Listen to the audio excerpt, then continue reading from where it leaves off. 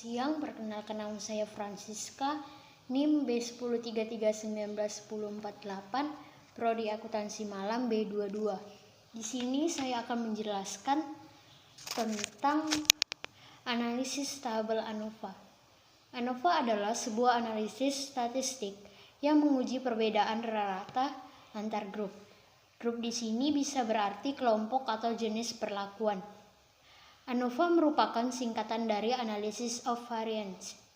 ANOVA digunakan sebagai alat analisis untuk menguji hipotesis penelitian yang mana menilai adakah perbedaan rata antara kelompok.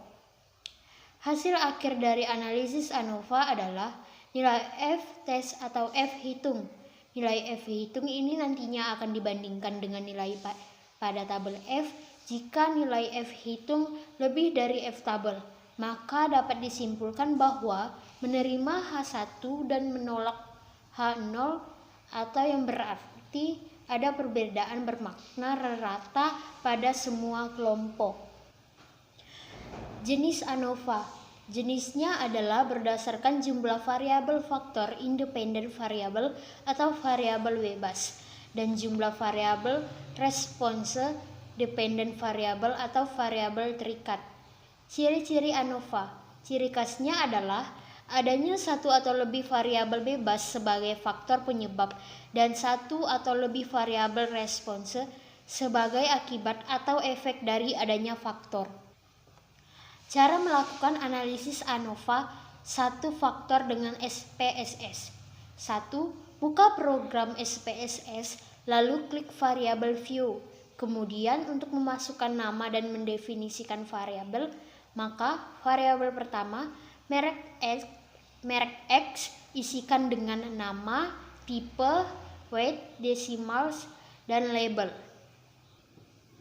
Kedua, jika semua nama variabel sudah ditulis dengan benar, selanjutnya klik data view, lalu input data variabel merek ke kotak X dan variabel penjualan ke kotak Y. Kemudian, jika data sudah lengkap, maka klik menu analisis Comparisons One Way ANOVA. Langkah berikutnya, klik Post Host, maka muncul kotak dialog One Way ANOVA.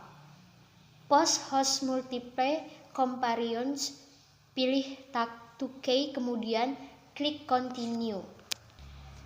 Selanjutnya, klik Options, maka muncul kotak dialog One Way ANOVA.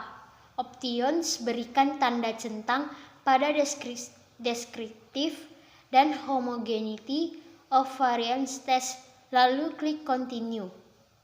Langkah terakhir adalah klik OK, maka akan muncul output SPSS yang kita butuhkan dalam analisis ANOVA satu faktor. Berikutnya, pengertian regresi. Regresi adalah suatu metode analisis statistik yang digunakan untuk melihat pengaruh antara dua atau lebih banyak variabel. Hubungan variabel tersebut bersifat fungsional yang diwujudkan dalam suatu model matematis pada analisis regresi. Variabel dibedakan menjadi dua bagian, yaitu variabel respons variabel, atau biasa juga disebut variabel bergantung, dependent variable, dan variabel explanatory atau biasa disebut penduga, prediktor variabel, atau disebut juga variabel bebas, independent variable.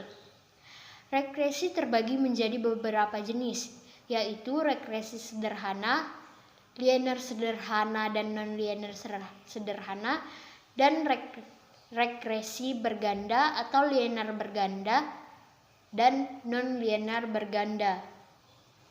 Manfaat menerapkan analisis regresi.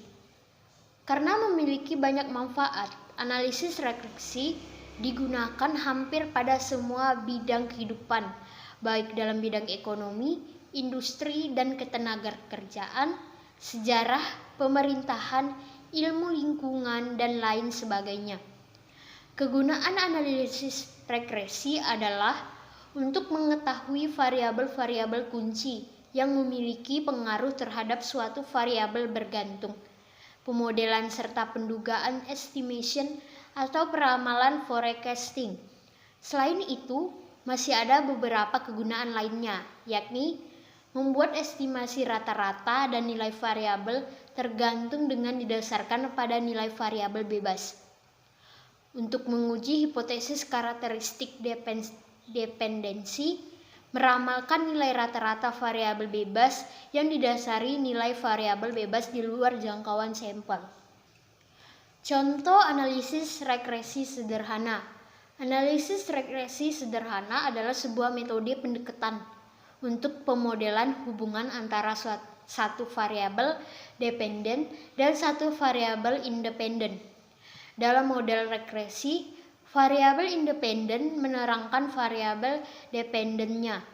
Dalam analisis regresi sederhana, hubungan antara variabel bersifat linear, di mana perubahan pada variabel X akan diikuti oleh perubahan pada variabel Y secara tetap.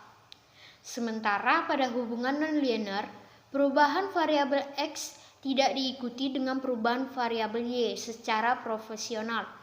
Misalnya, pada model kuadratik, perubahan X diikuti oleh kuadrat dari variabel X. Hubungan demikian tidak bersifat linear. Seperti apa model regresi linear yang ideal? Model regresi linear sederhana yang ideal harus memenuhi beberapa asumsi-asumsi berikut. 1. Eksogenitas yang lemah. Sebelum menggunakan analisis regresi, kita harus paham bahwa analisis ini mensyaratkan bahwa variabel X bersifat fixed atau tetap. Sementara variabel yang bersifat random, maksudnya satu nilai variabel X akan memprediksi variabel Y, sehingga ada kemungkinan beberapa variabel Y. Dengan demikian, harus ada nilai error atau kesalahan pada variabel Y. Sebagai contoh, ketika pendapatan X seseorang sebesar 1 juta, maka pengeluarannya bisa saja sebesar 500.000, 600.000, 700.000, atau seterusnya. Linearitas. Model analisis regresi bersifat linear, artinya kemungkinan variabel X harus diikuti secara proporsional oleh kenaikan variabel Y. Jika dalam pengujian linearitas tidak terpenuhi, maka kita dapat melakukan transformasi data atau menggunakan model kuadratik, eksponensial atau model lainnya yang sesuai dengan pola hubungan nonlinear. Variance error yang konstan. Ini menjelaskan bahwa variance error atau variance residual yang tidak berubah-ubah pada response yang berbeda. Asumsi ini lebih dikenal dengan asumsi homoskedastisitas. Mengapa varian error perlu konstan?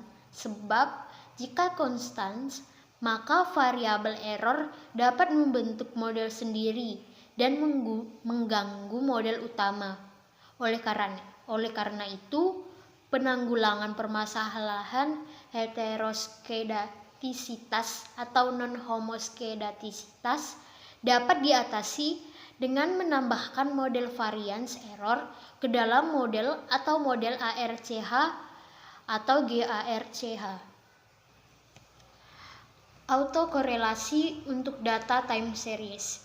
Jika kita menggunakan analisis regresi sederhana untuk data time series atau data yang disusun berdasarkan urutan waktu, maka ada satu asumsi yang harus dipenuhi, yaitu asumsi autokorelasi.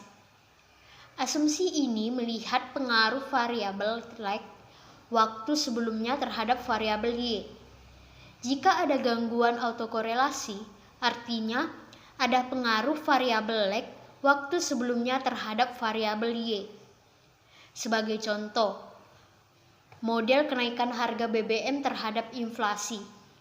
Jika ditemukan autokorelasi, maka artinya terdapat pengaruh lag waktu terhadap inflasi. Artinya, inflasi hari ini atau bulan ini bukan dipengaruhi oleh kenaikan BBM pada hari ini, namun dipengaruhi oleh kenaikan BBM sebelumnya, atau 1 hari, 1 bulan tergantung data yang dikumpulkan. Contoh analisis regresi dengan Excel. Analisis regresi juga bisa dilakukan menggunakan Microsoft Excel. Ini dia tutorialnya tahap demi tahap. Misalnya, kita ingin menduga persamaan regresi untuk melihat pengaruh harga dan pendapatan terhadap permintaan suatu barang. Katakanlah, kita punya 10 set data, tahun atau daerah. Jumlah permintaan yang akan dihitung dalam jumlah barang, harga dalam Rp1.000 per unit barang, dan pendapatan per kapita dalam Rp1.000. Berikut ini langkah-langkah menerapkan regresi linear menggunakan Excel. Pertama, masukkan data untuk regresi. Kedua, klik menu tool, kemudian klik data analisis. Ketiga, klik regression dan klik OK. Keempat, regression process. Selain itu, karena kita menconteng 4 pilihan residual output dan 1 pilihan normal probability, maka juga ditampilkan 5 kurva untuk pilihan-pilihan tersebut. Tetapi seperti yang kita lihat di bawah ini, kelima kurva tersebut bertumpuk. Untuk itu, kita perlu memindahkan atau menarik kurva-kurva tersebut ke bagian yang lain dari worksheet kita sehingga bisa dibaca. Maka inilah hasil akhir yang akan kita dapatkan.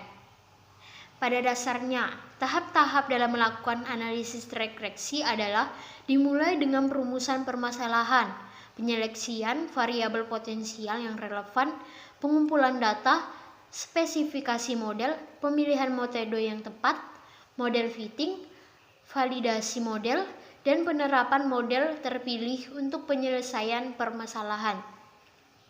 Jika kita melakukan dengan urut dan tepat, maka hasil yang akan kita dapatkan pun juga benar. Oh ya, jangan lupa bahwa dalam berbisnis ada resikonya juga, terutama yang dampaknya bisa saja signifikan terhadap kondisi keuangan kita. Resiko ini bisa menyangkut pada diri aset usaha kita dan keselamatan diri sendiri saat bekerja. Koefisien determinasi. Koefisien determinasi pada regresi linear. Koefisien determinasi pada regresi linear sering diartikan sebagai seberapa besar kemampuan semua variabel bebas dalam menjelaskan varians dalam variabel terkaitnya. Secara sederhana, koefisien determinasi dihitung dengan mengkuadratkan koefisien korelasi R. Sebagai contoh, jika nilai R adalah sebesar 0,80, maka koefisien determinasi R atau square adalah sebesar 0,80 dikali 0,80 sama dengan 0,64. Berarti kemampuan variabel bebas dalam menjelaskan varians variabel terikatnya adalah